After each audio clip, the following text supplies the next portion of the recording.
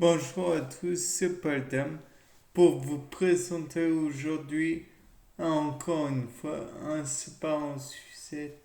Et donc aujourd'hui, je vais faire quelque chose qui est bizarre dans ma façon d'être. Je vais parler de génétique. Oui, à la base, la génétique, ça permet beaucoup de choses à comprendre le fonctionnement de la cellule, sa façon de reproduire la matière qui la compose, la matière génétique, j'entends, de produire des enzymes, de produire des protéines, et ainsi de suite. Donc, mais tout cela euh, se fait à partir d'une double hélice, la double hélice ADN, naturellement, qui est net et qui, encore une fois, naturellement a besoin d'être très condensé pour pouvoir loger dans les noyaux d'ADN, ce qui demande des hélicases, des gyrases, des topoisomérases, etc. Mais là, dans le cas présent, je me suis demandé, et si une cellule venait à avoir un comportement qui était hors norme, on va dire carrément un comportement de cellules cancéreuses. Est-ce que les cellules aux alentours pourraient signifier aux grands policiers, en tout cas, aux macrophages et autres leucocytes, que cette cellule est en train de devenir euh, cancéreuse et que pire encore, elle pouvait mettre en péril la vie de l'organisme. Donc je me suis dit que si c'était envisageable, dans ce cas, il faudrait des récepteurs pour, pour percevoir des molécules qui seraient envoyées par les cellules cancéreuses. Puis ensuite, il faudrait éventuellement qu'elles puissent signifier être plutôt d'abord que ces signaux chimiques puissent être décryptés. Et, par exemple, si la cellule en question fait beaucoup de mitose en très peu de temps, donc prophase, métaphase, anaphase, télophase, beaucoup de fois. Et donc, si éventuellement cela se produisait, peut-être que les cellules pourraient signifier, voire même peut-être pourraient envoyer des éléments contre, pour ralentir plutôt les mitoses et donc pourrait peut-être aider à, comment dire, à l'anticancérisation de la cellule, ou du moins à ralentir ce développement cellulaire qui est totalement délétère et anormal.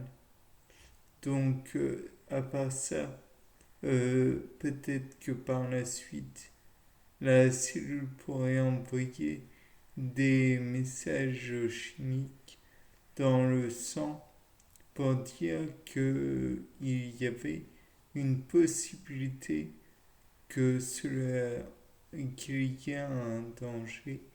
Et donc, peut-être que ça, il pourrait, en partie du moins, et à court terme, résoudre le problème. Néanmoins, il est possible aussi que la cellule ressente la sénescence, entre guillemets, d'une cellule, d'une autre cellule.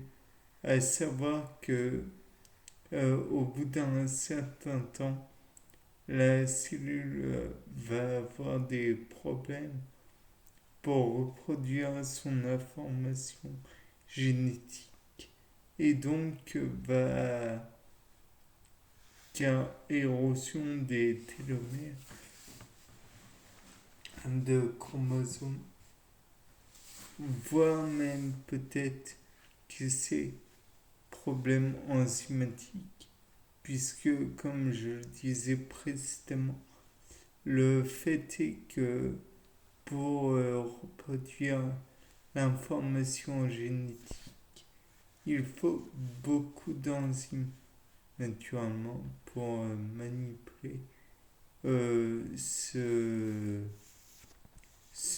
matériel génétique et pouvoir en même temps maintenir la vie. Il y a aussi le problème que certaines cellules peuvent avoir été en contact avec des poisons cytotoxiques ou mitotoxiques. Je ne sais pas du tout comment ça se dit et si c'est bien le terme adéquat. Mais par exemple, la colchicine va stopper la, la mitose, je crois, en anaphase. Et donc, peut-être qu'une cellule pourrait détecter le fait qu'une autre cellule était en contact avec ce poison et peut-être qu'elle va dire par des voies de messages chimiques que l'une d'entre elles est, comment dire, cancéreuse, qu'elle a des problèmes de division cellulaire.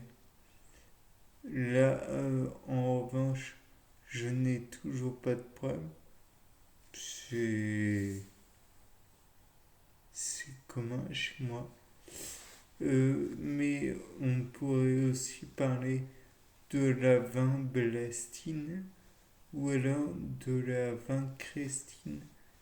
Je crois que l'une est extraite de la pervenche de Madagascar à vérifier. Toujours est-il que si les cellules ne peuvent pas se diviser correctement, elles vont petit à petit mourir nécrosées, mais ne pas donner de descendance. Donc peut-être aussi que l'on peut envisager que la tumorisation, c'est le fait que la cellule se divise, certes, mais est bloquée dans son cycle de réplication de l'ADN. Je ne sais pas.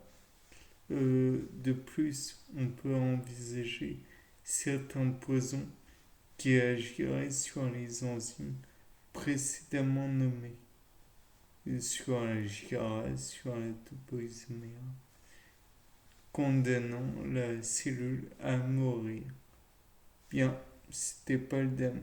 Au revoir.